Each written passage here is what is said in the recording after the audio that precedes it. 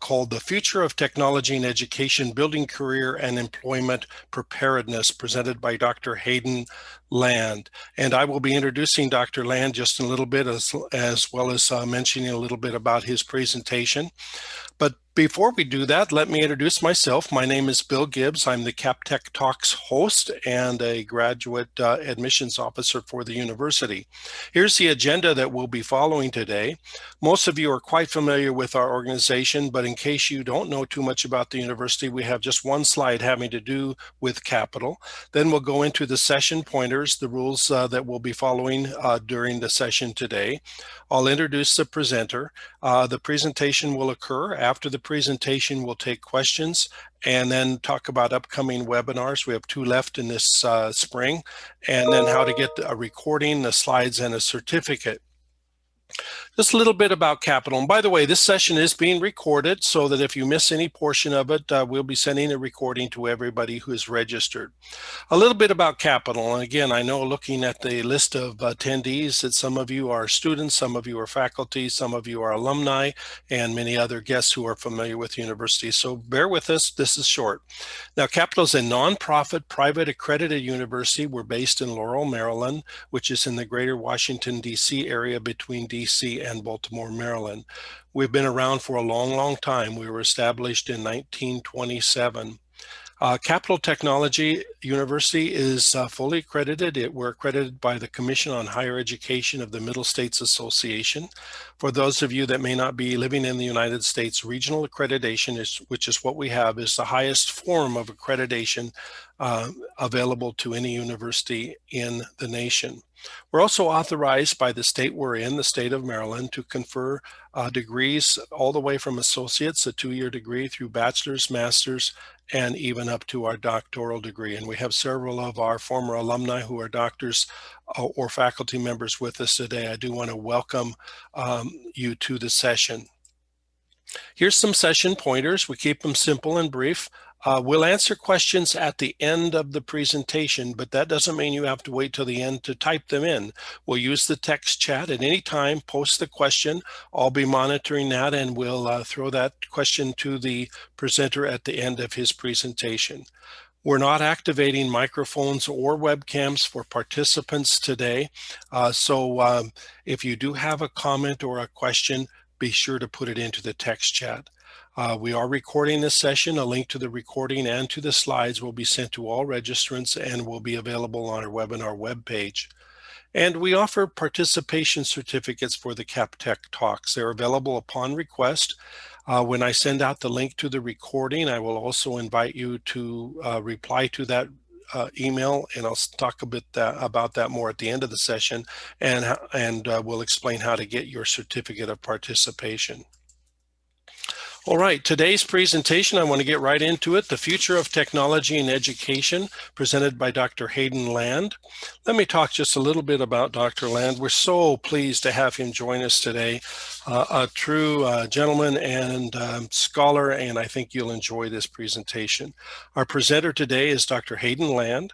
He is the chairman of the Board of Trustees for Capital Technology University and a cybersecurity and information technology senior executive consultant. His areas of expertise are not fully on this slide. Let me read these. They include cloud computing, big data, cybersecurity, enterprise mobility, complex adaptive systems, digitization, engineering, and enterprise architecture. He retired as Vice President of Research and Technology for Lockheed Martin's Information Systems and Global Solutions. Dr. Martin has a bachelor's degree in math and computer science from the State University of New York, Potsdam, and holds a master's degree in computer science from Syracuse University. He is the recipient of not one, but 2 honorary degrees, one from Capital Technology University and the other from his alma mater, the State University of New York, Potsdam. Dr. Land, we're just so pleased to have you join us today. I welcome you to the webinar session, and I give you control of the meeting. All right, thank you, Bill. I appreciate the kind intro, and looks like we got 40 plus participants, so I'm also pleased to see that. I'm talking from sunny Florida today. You can see the glare behind me. The weather is wonderful. There's a lot of material here, and let me go to the agenda slide.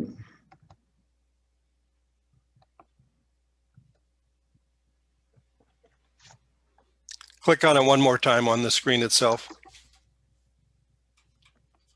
Okay. There we go. All right. So I'll start off with some 3 high-level higher education changes that really are attributed to the pandemic. And then I'll transition into roughly 10 online education trends that are being highlighted by many institutions and leveraged, and touch a bit on the workforce impact that the virus has had and the slow recovery. I'll then sort of set the stage for later on in the presentation. I'll talk about technology convergence, and I'll sort of talk about 4 forces: mobility, cloud computing, big data, and cybersecurity and others, and explain what's happening to this technology immersed environment that we're living in today, and then transition into very interesting speeds and feeds within this hyper-connected environment. It's amazing how the number of devices have exploded, the amount of internet-based information, and all the metrics associated with some common applications. I think you'll find that part interesting. And really, as a setup, I'm just going to reference a high-level perspective of the cyber landscape and the evolving threat vectors associated with the landscape and the explosion of the attack surface, and use that to transition into the need for a trained cyber workforce and other related fields. And I'll briefly touch on what Capital Technology University is doing, in particular in the doctoral PhD degree area. I think it's remarkable that we have either conferred or actively have current students in degrees in the numbers approaching 500. Then I'll get to current day wonders. From my perspective, there's really 4 creations or inventions that have been finished within the last 15 years. So I'll talk about those briefly. And then we'll look to the future. Some near-term futures and more far-fetched ideas. I'm going to do a topical introduction of 12 areas, time permitting, because Bill has me on a clock here. And then I'll transition into 14 job futures. As I see it, jobs that are likely to be very relevant in the markets in years to come. You go back 10 years from today, and 8 of the top 10 jobs in the technical domains didn't exist back then. So it's amazing, the rate of change. And then we'll wrap up with, if time permitting, I have a couple slides on life skills that you probably should consider, and some of the positives and the negatives of this hyper-connected environment to consider. And then we'll wrap up with Q&As.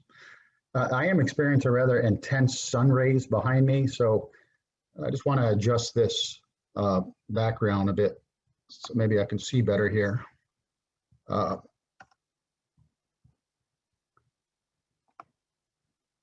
Yeah, it's definitely better with that on, so I hope you don't mind. All right. Post-COVID higher education changes. The market's exploded. In 2017, online ed, technology, and services was just short of 160 billion. It's projected to be nearly double that in a couple of years, and well into the 350 range by 2026. So it's sort of here to stay. And if you look at 3 key areas that have been impacted since COVID has come upon us, the first is it's clearly a more central role for online education degrees. COVID has driven a greater appreciation for online degrees. Most employers now accept online degrees, and many consider them equivalent to in-person learning. Many jobs, and I'm sure many of you listening in, your job has pivoted toward online access, virtual business operations, and that's continued to be a trend that we'll see. The pandemic has really provided a new perspective on how employers view this subject, and I think it's going to continue. Also, this role of online degrees has really increased the aperture and opportunity for people who want to pursue an education who otherwise had obstacles such as parenthood, geographic disadvantage, working full time, and similar challenges. So that has really been a positive as well.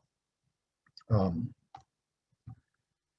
relevance and the quality of online education has of greater importance. There's a lot of competition out there. Many of the institutions across the nation had to suddenly shift their delivery methods to accommodate the displaced students in the classrooms. And what is of particular importance is how the learner experiences various methods of delivery as they pursue their desired learning outcome. So quality and relevance really does matter. No focus on the modality or delivery mechanism you're doing can be made without proper care for content and design quality. And really the programs that have exceptional faculty who really understand the domain that they're delivering, coupled with proper instructional design, in addition to the technology, is critical for that success. So quality and relevance has never been more important for online education. Moving on to the third, some learners do prefer in-seat, in-classroom education, or at least attend some in-seat education. But frankly, the flexibility is here to stay. The learning institutions that can adapt to this domain will better serve students, and they're the ones who are going to have enrollment growth while others suffer decline. And there's been a lot of decline at many institutions. We've been fortunate and fared fairly well, and I'll talk to that briefly. Now, several institutions such as Capital have created like A and B groupings of classes such that you have designated times where you're in-seat learning in person, and then you have designated times where the other class half is in-seat while you attend virtually. Now going into the actual trends, I'm just going to pop all 10 up here, and then I'll pick a few to talk to. But this is what we're seeing in terms of trends. Virtual learning environments or video conferencing is really replacing brick and mortar solutions or online platforms such as Blackboard, Canvas, RenWeb, Zoom, WebEx, Skype, and underlying tools like ProofHub, Camtasia, SurveyMonkey are all becoming very relevant.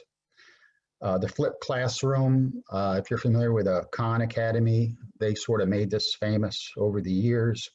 Really what you're doing there is you're doing homework assignments during the class time, and then you view class lectures on your own time.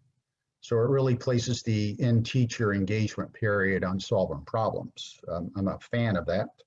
Mastery learning, you master a concept or skill before moving ahead. You typically gotta demonstrate 100% competency, or at least X number of correct answers in a row to go to the next session. Synchronous and asynchronous formats, institutions need both. We serve military, deployed military quite often, and other students with difficult arrangements to get to real-time access or online access. So non-continuous training is certainly picking up. We have a balance of both sync and async, and those institutions that also have a balance will fare well. Micro-learning really is bite-sized chunk teaching, project-based learning. I'm a big fan of that. My daughter's actually an expert in this area, and that's working on subject-specific educational projects and then covering all the main learning outcomes as the project evolution occurs. Collaborative learning is obvious. Hybrid is what I talked about those A and B groupings on a set time. High flex is starting to get some traction. That's really the hybrid learning, but allowing for changing attendance mode by the students, either in a weekly fashion or based on topic. Unschooling, think of homeschooling on steroids, really focused, integrating hobbies, pet projects, personal adventures, etc. So the bottom line here, focus needs to be on driving higher student engagement and knowledge retention, regardless of what particular trend or technique that you're interested in. Now, shifting over to the workforce, what have we seen in particular due to the pandemic? This chart is from the U.S. Bureau of Labor Statistics. It covers the last 20 years. The numbers on the left-hand side are the number of employees in the higher ed industry. And the gray bars that you see represent recession. So there's obviously 2001 recession, a pretty difficult recession in 2008, and of course the recession that was driven predominantly by COVID-19. Now, at no point in the history that the U.S. Bureau of Labor Statistics have been keeping records, and that goes back to 1950, has there ever been a period of higher ed shedding so many employees at such an incredible rate. In fact, the worst month, I remember this well, was May 2020, whereas the overall net job losses were 9.8%, nearly 10% of the workforce. Now, since then, higher ed has hired back or rehired roughly 100,000 plus or minus. And we're sitting around 7% as a job loss net, but much remains in terms of uncertainty of what it's going to look like in the future. Now, I do have good insights into the internal operations of small universities such as Capital, medium-sized universities such as Potsdam University, and very large universities like Syracuse and Prince George's Community College. I am the board chairman here, as shared by Bill, on the board of the Syracuse University Computer Science College, and I was previously the chairman of Community College as well as the board of trustee at University of Potsdam. So I've seen the small, I've seen the medium, I've seen the large. In particular, to Capital's workforce during this pandemic, we eliminated no positions and no employees were furloughed. That's quite remarkable given the environment, but being a small university has been very beneficial in terms of not having sports teams and large food services costs that we had to absorb. And also it allowed us to quickly react to the evolving market need due to COVID, which I'll talk about here. Now, moving along here, this has a little animation. So you got social media, cloud computing, big data, and mobility. All these forces in the past really were highly independent. But due to this technology immersed environment we work in, as well as the hyperconnectivity associated with it, they have become highly interdependent. And there's a lot of new business opportunities that have emerged from what I call this nexus of forces of these four, and the combination of pervasive mobility, near ubiquitous connectivity, industrial compute services going to the extreme, and awesome and information access has really established a computing environment of, as I said before, hyperconnectivity. Now, some of the upward trends in mobile users is frankly amazing, as well as the experience, what we've experienced in terms of device and data numbers available in the web. Today, and I kind of gathered up all these numbers this past week on here in the next slide, but there are 5.2 billion mobile users in the computing environment today. There are 31 billion devices connected to the internet. And it's an interesting data point that many do not realize is 95% of the data on the internet was created since 2016. That's quite amazing. And that year, the global society generated 4 zettabytes of new information. Fast forward to this year, nearly 5 years later, 2020, that's what the number's from, there were 59 zettabytes that were new information was created. That's quite remarkable. Now, by the end of the century, I predict that the information will need to be measured in yottabytes, which is 10 to the 24th power. That's a big number. Now, to put it in perspective, if you were to download a yottabyte, it would take you 10 trillion years over a high-speed Wi-Fi network. If you use a Wi-Fi network, and I'll talk about those in Tech Futures, it would only take you 10 billion years to download a yottabyte. So that's where we're going in terms of devices and the amount of information on the internet and so on. Now let's transition to a slide that I've updated probably for 15 years now. And I can go back to 2005, 2006, when I made the first one of these. A lot of these apps didn't necessarily exist back then, but it's amazing what happens in 60 seconds on the web. I've always believed, in particular, when I was head of research and technology at Lockheed, in the business I was covering, was that today's technology was yesterday's magic and will be tomorrow's given. And that is a fact. As mentioned in the previous slide, we've experienced an explosion in the number of mobile devices and the amount of internet-based data. But what about the other speeds and feeds, these on the chart? And to put this in perspective, December 1992 was the first text message ever sent. It's only 30 years ago. So let's look at a few of these. Every 60 seconds, 294 million emails are sent, 4.4 million Google searches, 4.2 million Facebook posts. WhatsApp has exploded, 54 million WhatsApp messages, 528,000 snaps, 350,000 tweets, and something not necessarily to every second, but TikTok was the most downloaded app in 2020 with 315 million downloads. And with no surprise, Zoom was a close second, because that seems to be cropping up everywhere. And if you looked at the snapshot of the daily meeting Zoom participants in December of 2019, there were 10 million. By April 2020, there were over 300 million daily Zoom participants. That's an amazing explosion of usage. And frankly, how is that? Well, there's 700,000 businesses that are using Zoom, and 90,000 schools using it as well.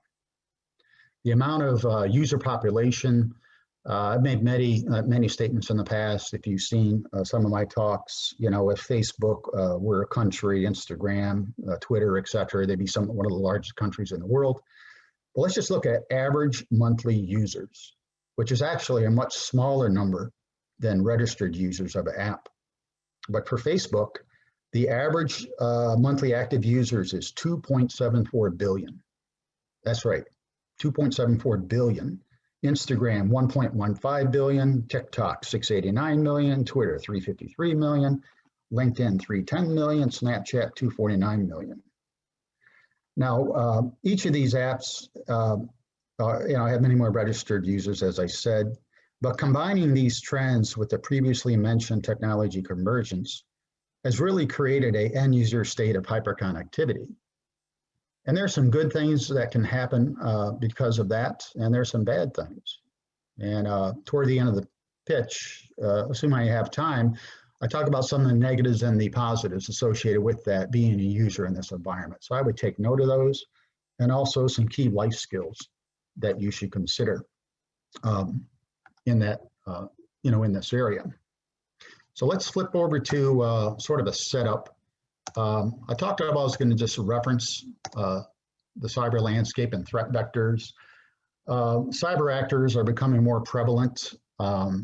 Here's the scale from insider threat all the way down to industrialized hackers. Hacktivism is getting tremendous attention now. Threats, many more general threat vectors that we need to face. Many of them are ATP threats, where you really can't use automation to fight it. You need to really have the cyber knowledge and skills associated with it. And there's many more activities associated with the threat vectors that are mission specific or system specific, and that's a real change. So not only are we being attacked generically with general threat vectors, but specific mission threat vectors are being established. And what about the attack surface? I mean, when I did a professional work and I did programming, architecture, engineering, my attack surface included data, the enterprise architecture, some web apps, and a few applications. But gosh, look at the evolution of everything. The attack surface itself is exploding. And I'll talk about, some further advances in, the attack surface that need to be protected with some future technologies that will be evolving. So really the focus and the reason for this slide, you could talk about hours here, but really it's a setup why we need a trained cyber workforce in related fields. And really I want to use that as a pivot to talk about briefly, what Capital is doing, in particular in the advanced doctoral degree programs. Our first doctoral degree was awarded, we launched our first program in 2010. So nearly 10 and a half years ago. It was a Doctor of Science in cybersecurity. We called it information assurance, and then we went back to cybersecurity. But that has had 155 graduates. We're very proud of that. Nearly 4 years later, we introduced a PhD in decision science and management and decision sciences. Think of data science. When I say that, we had 26 conferred degrees, and we started to introduce some domain-specific and general technology PhDs as well. In mid-2014, through a lot of hard work, I was on the board back then, I remember, Capital did their appropriate work to be redesignated from a college to a university by the state of Maryland, and we changed our name from Capital College to Capital Technology University. And we have steadily and effectively been maturing as a university since then. In fact, in June 2017, I'll give a shout out to our president, Dr. Brad Sims. He became the university's 8th president. I chaired that search. It was a really good effort. I had wonderful candidates, but we were very pleased with the outcome. And since Brad, he's brought a lot more focus to the institution on expanding our footprint in a number of other areas as well, but look at all the doctoral degrees. We're looking at the future, we're seeing what's coming, and we're really doing our part to help better pair this advanced concept area and get the right workforce. We currently have 281 active students in the doctoral programs listed below and or on the chart, and you can see the breakdown here. So we're very proud of that. Now let me flip to, let's just do a quick time check, all right? 15 more minutes, so let me flip to some wonders of the world. I'll do this quickly to get to the futures. These all exist. Today, let me pull them all up. They've always impressed me. They're all within 15 years of age. The Large Hadron Collider. If you haven't heard of it, it sits beneath the France-Switzerland border, real close to Geneva. And it is the world's largest particle energy accelerator. In fact, it's the largest machine in the world. The project was developed by the European Organization for Nuclear Research. was completed in 2008. It's actually just finished a renovation, a 2-year renovation in 2018 and 2020.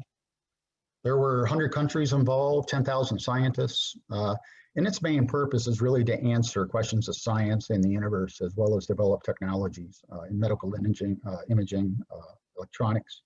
This thing sits 574 feet underground, and the tunnel has a 17-mile circumference. It's very amazing. If you've ever been in the Grand Canyon, the Skywalk, it's absolutely beautiful. It's kind of scary though when you're out on there. It was completed in March 2007.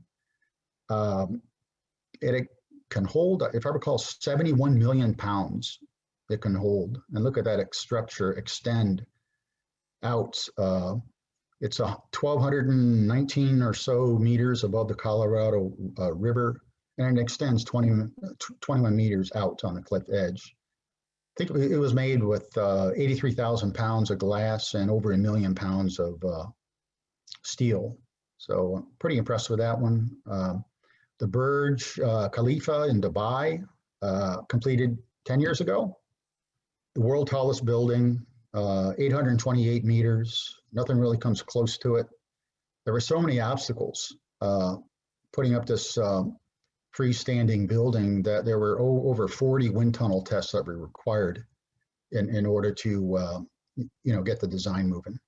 And one of, from my old stomping grounds, the F-35 Lightning at Lockheed Martin, 5th generation, single seat, single engine, stealth multi-role fighter, even with a full payload. And you understand what a full payload, I'm sure, is. It can go Mach 1.6. That's 1,230 miles per hour while maintaining a G rating of 9. That is frankly amazing. And while you're all doing that, it provides a 360-degree view of the battlefield. Variants of this fighter are on target to replace 5 classes of air combat.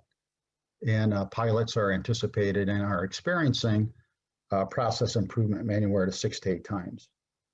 Now, all these things are really interesting. They all exist today. Innovation like this is often a process of creating something new from what already exists or from brand new ideas. We really need to understand our disciplines and have them spawn in new ways of thinking so they can be expanded, integrated, modernized. Marketplace will create many new opportunities, needs for skills and knowledge. I want to jump into now. There are tools.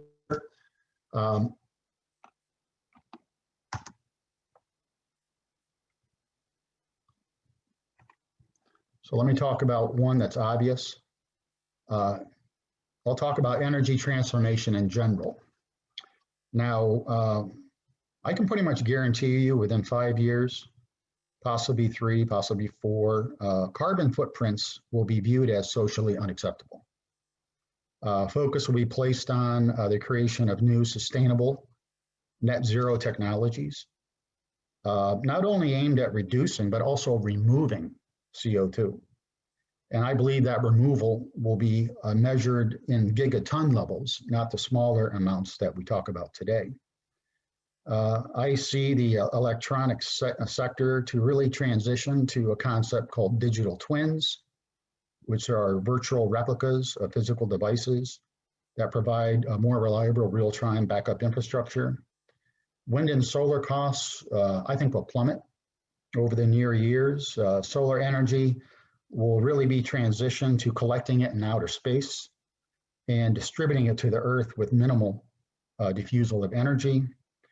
Wind farms, I believe, will be flying around in the atmosphere to save land footprint. Future engines will burn hydrogen. That has zero pollution, and I don't know why we really haven't looked at that before, but NASA powered the space shuttles with hydrogen throughout their entire life cycle. Algae will become the leading biofuel candidate, and future handheld devices, in my opinion, will be partially powered by human movement. So those are all interesting things that we're likely to see in the energy sector. And with the current administration, clearly that's getting a lot of attention. Pathogen microbiome sensors. COVID-19 has really brought this technology to front and center, and the need for critical capability requirement. Think of these devices, they rapidly sample, digitize, and interpret microbiome data. Now, this will really fundamentally help transform how we understand how pathogens are spread. If we can expose this data layer, we'll be able to see the genetic signatures that can predict where people are shedding pathogens, possibly which surfaces or environments have the highest transmission risk, and of course, how our risks are impacted by our actions and can change over time. Advanced machine intelligence and big data, all sorts of data science will be very prevalent in this area. And in fact, my dad and one of his professor buddies finished a book a few years ago that really gets into machine intelligence, really the art and science of it. I wrote the foreword of that. It was very interesting. Moving right along, let's look at life coaches. This is more for common solutions for common people. But think about the convergence of numerous technologies where the end user will be represented by a digital life coach. You will subscribe to this, and it will be based on complex adaptive science. Users will have some type of worn device, health diagnostics devices, automobile analytics. There's a lot of fitness devices. There's a lot of sleep management devices. I foresee users will opt in to networks with families and friends, possibly extend that to neighborhoods or townships, and really think of it as someone sitting on the back of your shoulder, helping you make proper decisions of life, considering all the data and elements around you. So this is probably a way out, but I really think it's going to evolve. When I talked about yottabytes and the speed to download a yottabyte, using Wi-Fi will take you trillions of years. Using Li-Fi, which is light fidelity, it'll be 100 times faster. So this is out there today, but basically it's using visible light to send data. What's the focus right now is on LEDs. Li-Fi uses the modulation of light intensity to transmit the data.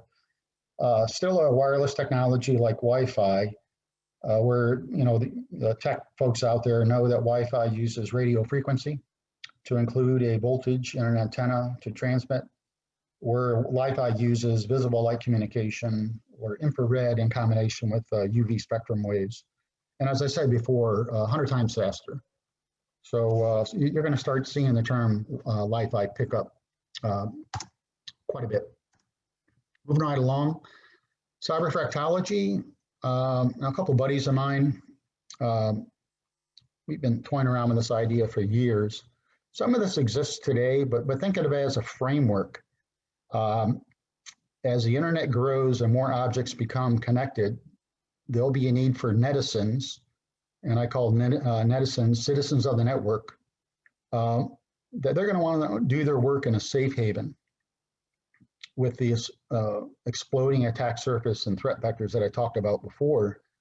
The connections between the two, I believe, will likely use on-demand virtual services, either through a VM or a VDI.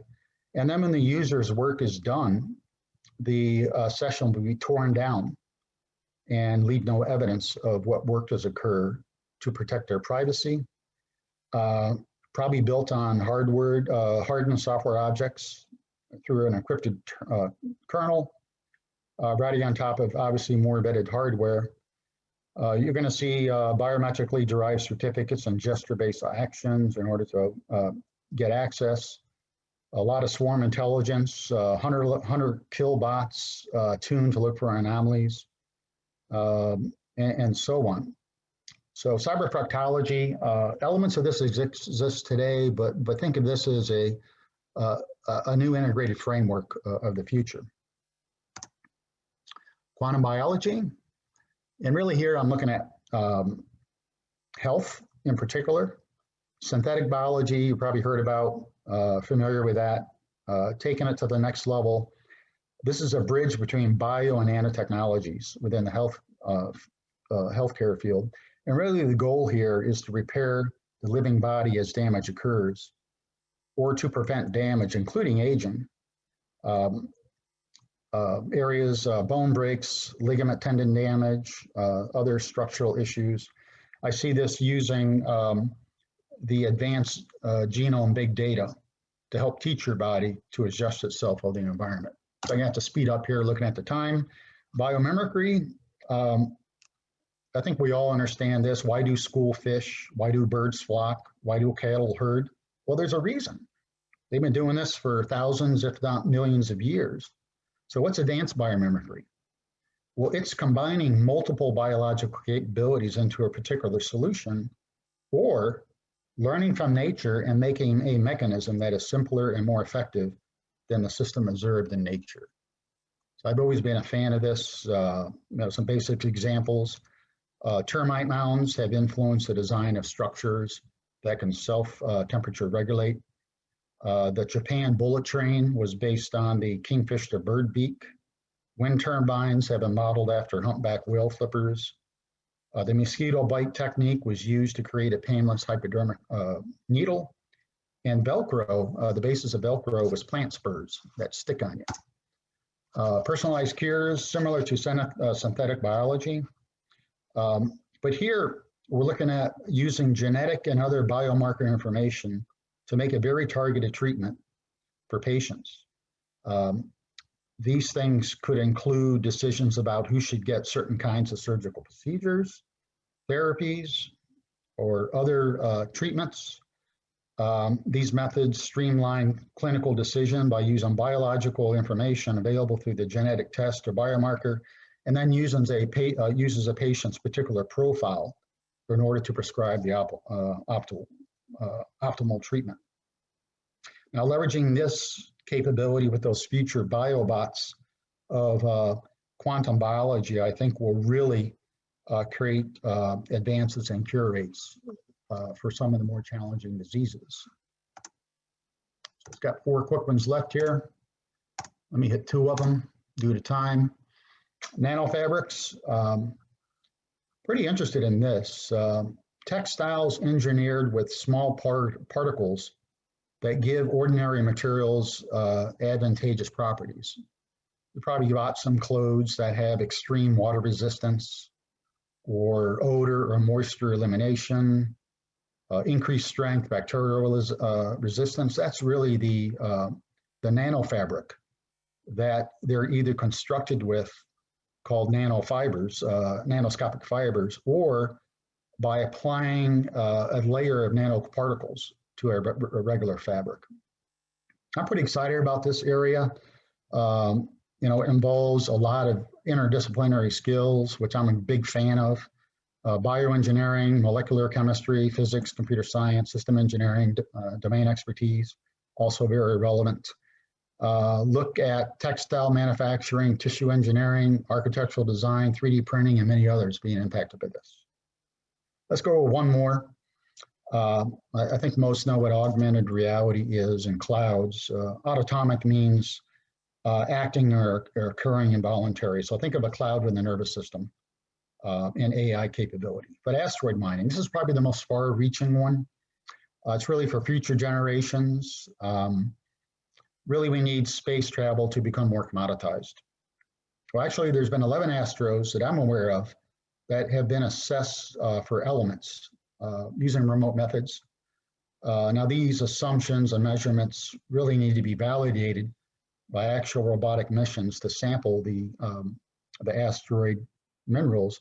But the preliminary findings show a very large amount of nickel, iron, cobalt, platinum, aluminum, magnesium, gold, and other elements. The 11 studied the range of the value, US dollar value of the elements on the asteroids range from 30 billion to 2 trillion.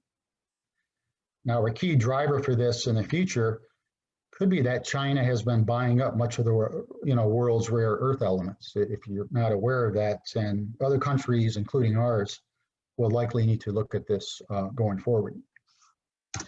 So let me skip the other two and just sort of wrap up with jobs of the future. And I'll let you look at the last two slides on your own. But emerging jobs of today and those of the future, I believe we're going to have a much greater reliance on skills and tradecraft that combine both problem solving and creative thinking. It's really STEM that you're likely familiar with going to STEAM, where A is art, we're referring to creativity. And that really requires us to use both sides of our brain, the left side and the right side, concurrently. I strongly believe that the future of education is not just about learning facts and applying theory to solve problems, but much more so the training of the mind to think creatively. And I can assure you that many jobs, many of which you see here, there's 14, will necessitate individuals who can both problem solve as think creatively. That's a convergent, divergent thinker. Now, some examples: quantum linguists, roboticist counselor, neuromorphic architect, biomimicry analyst. You can read the others. I'll just talk to two. There is a backup slide that talks to, I think, 8 or 10 of these. So what is a quantum linguist? So a quantum linguist, there are roughly 10,000 spoken languages in the world.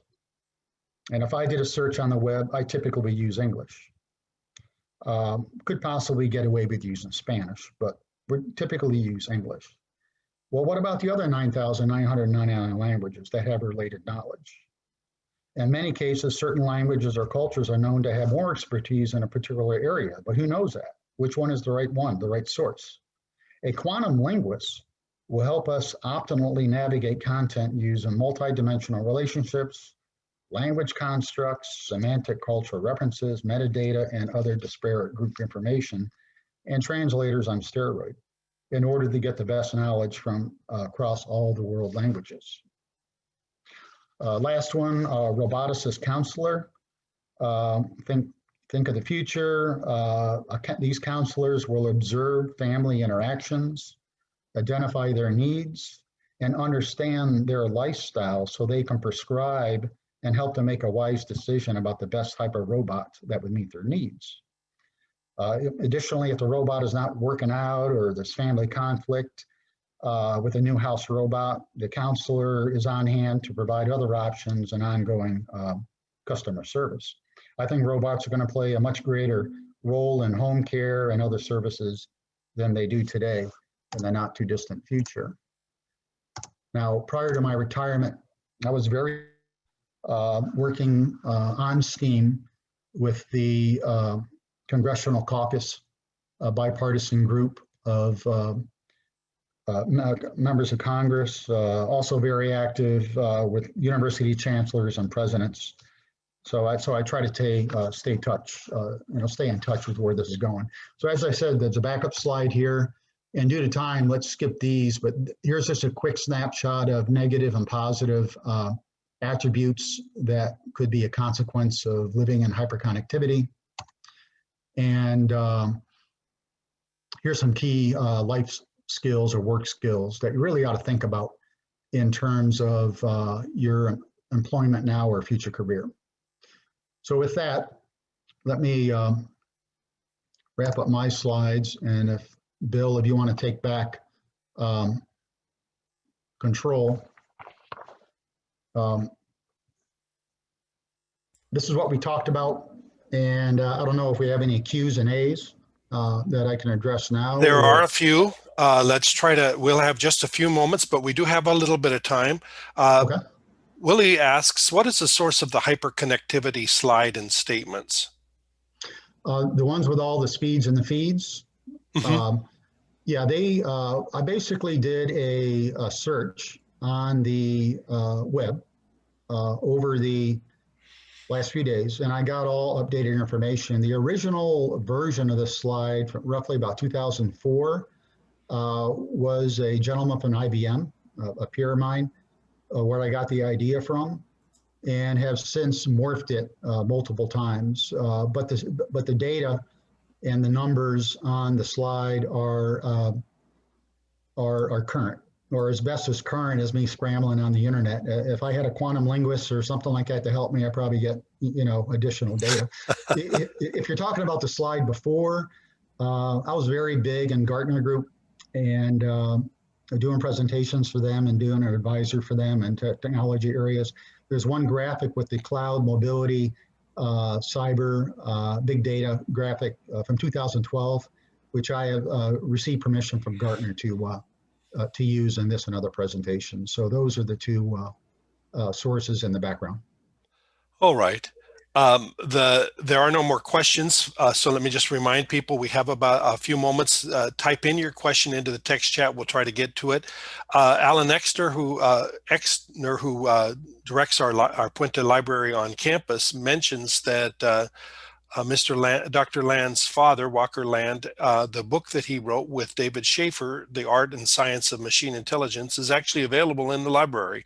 So if you're in our area and you want to stop by and look at it, that'd be great. Now, questions that also come up here are, Akiba asks, do you see a greater role for ethics and policy related to privacy playing a role in the future of connectivity? Yeah, certainly. This is a great question. Being from my background, spent most of my career in aerospace and defense, working government contracts, having some of the highest level of security clearances imaginable. Ethics is foundation to everything. I mean, if you can't conduct your job, do your work, access information, protect information in an ethical fashion, you have no part to be in this technology immersed environment. So foundational to not only this, but just about any other domain is ethics. And I appreciate you pointing that out. All right, thank you. Alan from the library provided an update for the spring. We had 330 enrolled doctoral students. So even from the time you put your slide together till now, that has been improving. Joseph Hossman says, and this probably can't discuss in length here because we are running out of time. And he wanted to know that really what are the differences between information security, information assurance, and cybersecurity degrees. Joseph, I think that particular question I'd like to go ahead and move offline. That is a question that our admissions staff can answer, or our Dean of Doctoral Programs. Haden, if you want to try to take a stab at it real fast, we will. And then we better probably move on to the final slides of the presentation. Yeah, the last two, we basically went back and forth on the name of cybersecurity information assurance and now settled on cybersecurity. So I think those are very analogous. There may be some slight interpretations that would be different on the first term, but I'll gladly get into that in a written discussion for you. So the first somewhat dissimilar, the second two very, very similar. And if you could do me a favor, Dr. Land, if you would put your email address onto this. I do not have it in the presentation, but if you feel like having people respond to you offline, go ahead and type that into the text chat. Okay. Right. In the meanwhile, I'm going to go on just simply because we try to be very observant to time here. I really deeply appreciate Dr. Land's close attention to time, and we are right on schedule, so that's great. We have two upcoming webinars left in this academic year. On May 21st, Dr. Linda Martin will talk about construction safety advancements, a look at technological advancement that are made to protect workers and to make them more efficient. And then changing away from technology, but definitely involved in the technological realm, is Connie Harrington, who is with our Career Services Department, will have a presentation on identifying your technological skills and how to communicate them. We have found that people who are very proficient in technology sometimes are not as proficient in communication and may struggle to actually communicate their skill set in an atmosphere where they're seeking a promotion or getting a new job altogether. So Ms. Arrington will be discussing how to communicate your technical skills and your other skills as well to build your career. I think it'll be a very interesting presentation. That's on June 18th. To register for either of those, just simply go to captechu.edu/webinar-series. You can find out about all of the webinars that are coming up, but you can also watch everything on demand. Now, speaking of that, I wanted to just mention as we draw to a conclusion, what's going to happen next. Dr. Land mentioned that there were some slides in the presentation that he did not show. Those are actually in the slide deck, and we will send you a copy of the slides so you see the full presentation. There's some really interesting background information that details some of these new and exciting cutting-edge jobs that are starting to appear. A copy of the slides and a link to the recording will be sent not only to the people sitting in on this session today, but to everyone who's registered for this session. And we'll also make available to you a certificate of completion or attendance. That's available on request. When I send the email out to you, all you need to do is reply to that email with the name that you want on the certificate. We'll be happy to forward that to you. Now, with that, we are actually over. And I wanted to say this concludes today's webinar. Watch for that follow-up email. I want to thank all of you who've joined us today. I see there were a few other questions, but we're just kind of running out of time on this. So, and I'd like to thank our presenter, Dr. Haden Land, for making this possible. And I'd also, on a personal note, like to thank Dr. Land for his wonderful leadership as chair of the Board of Trustees. This is an important and vital role. The leadership of the university depends on the strength of its board. And so I'm very grateful for you and the other board members that make it all possible and for the time that you give for that activity. With that, thanks for those words, and the trustees appreciate working with such a great team at Capitol, and the students are awesome. So thank you. They are awesome. Kind of scary intelligent. It's as bright as our students are. They're really wonderful. And some of them are joining our session today. I'd like to give a shout out to them and to our faculty as well. With that, we will officially conclude. Again, the seminar has been recorded, and we'll make sure that you get a copy of the presentation. With that, you may now end your session today, and we are all done. Bye now.